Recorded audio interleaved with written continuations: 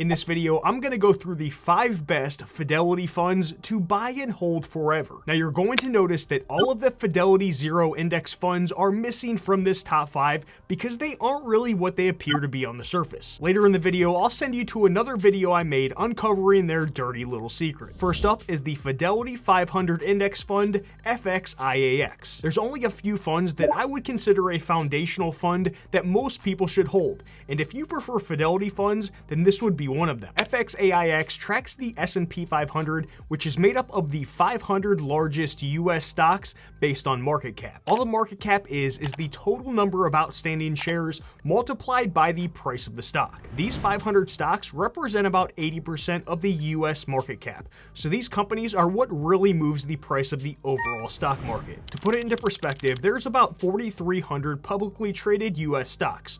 That means once we remove the largest 500, the remaining 3,800 only account for 20% of the total US market cap. Everyone loves to talk about the upside potential, and we'll cover that in just a minute, but I personally like to call out the downsides as well, because what you do during those times will have the biggest impact on your future returns. Because the Fidelity 500 fund has only been around since 2011, we'll be looking at the S&P 500 drawdowns to get a larger sample size. The largest drawdown started in 2007 due to the financial crisis. This fund would have seen a 51% drawdown, which means that if you had $1 million invested, then at one point it would have been down to $490,000. This portion of your portfolio would have taken about 3.5 years to recover. The next largest drawdown was in 2000, where it had a drawdown of 45% and took a little over 4 years to recover. The third largest drawdown was in 2020 due to the health crisis, where that drawdown was 20%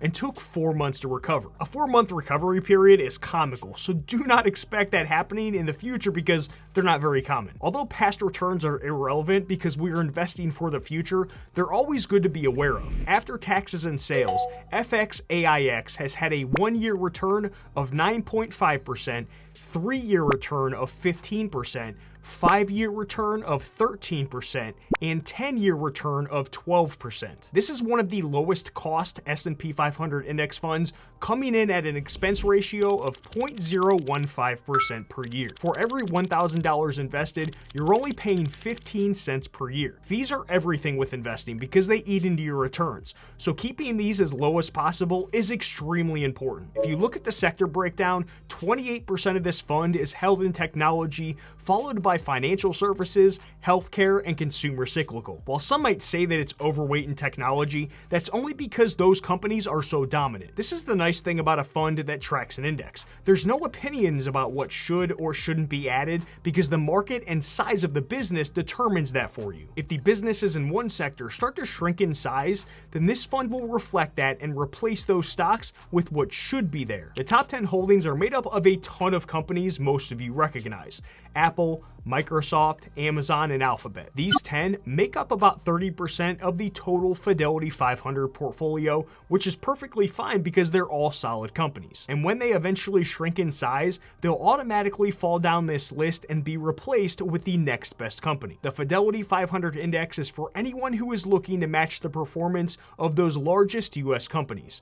Because they make up 80% of the total US market cap, they're what really moves the market. This index fund has a nice mix of large cap stocks that are at the upper limit between value and growth, with a leaning more towards growth stocks. This is good if you're looking to invest for portfolio growth with the safety that comes along with those larger, more stable companies. If we take a look at the stock weighting, 39% are large cap growth, 26% are large cap blend, and 19% are large cap value. The downside of this fund is that you're missing out on those mid and smaller cap stocks. While it's not a huge downside, it's still something to be aware of. If you're enjoying this video so far, then help support my dog Molly and this channel by hitting that thumbs up button. If you're someone who wants to take advantage of those 500 stocks, plus the additional thousands of stocks traded on the stock market, then you'd want to think about investing in the Fidelity Total Market Index Fund, FXAIX. Before we get too deep into it, I'll have to admit that I am biased towards this fund and any other total US stock market index fund, so keep that in mind while I'm going through this one specifically. FXAIX does exactly what the name says, invests in the total US stock market. That means your money is invested among pretty much every US-based stock out there. At this point, it's made up of a little over 4,000 companies and growing every year as more businesses go public. Since it holds that many stocks, your money is diversified among large, mid, and small cap companies. When you invest in an index fund like this, you're betting on the future of the US as a whole. I know there's a lot of tinfoil hat people out there who are all doom and gloom about the future of America. But as long as the businesses behind these stocks are continuing to innovate, make money, and grow, there's nothing to worry about. There are naturally going to be a ton of losers among these 4,000 stocks, so that's why it can be beneficial to place bets across the board by investing in this type of fund. After taxes on distributions and sale of fund shares, it's had a 1-year return of 7%, 3-year return of 14%, 5-year return of 12%, and 10-year return of almost 12%. This index fund is extremely low cost, coming in at an expense ratio of 0.015% per year. That means for every $1,000 invested, you're only paying 15 cents per year. Looking at the sector breakdown of the total market index fund, technology is once again dominating at 27% of this fund. The rest of the breakdown is pretty similar to the Fidelity 500 fund, with healthcare at 13%, consumer discretionary at close to 12%, and financials at close to 12% as well. Within the top 10 of the Fidelity Total Market Index Fund, we see a ton of names that we recognize. The exact same companies within this top 10 are in the top 10 of the Fidelity 500 fund as well. The only difference is how much money is allocated to each company. With the Fidelity 500 fund, 29% was in the top 10. Within the Fidelity Total Market Index Fund, there's only about 25% allocated to those top 10. A lot of this has to do with the fact that FXAIX has over 4,000 companies to spread your money across, while the 500 fund only has to spread your money across, of course, 500 companies. The Fidelity Total Market Index Fund is for the person who wants the stability that comes with investing in those biggest 500 companies, while still gaining exposure to those up-and-coming mid and small cap stocks as well. As you can see, this index fund is considered a blend between value and growth stocks with a tilt more towards growth. While most of the weighting is in the large cap area, we see that about 18% is in mid caps and 9% is in small cap stocks. Just like the Fidelity 500 Index Fund, the Total Market Fund is one of the foundational funds that should be a part of everyone's portfolio in some form. I personally don't think it makes sense to hold both of them at the same time because there is some portfolio overlap. Once you have your US investments covered,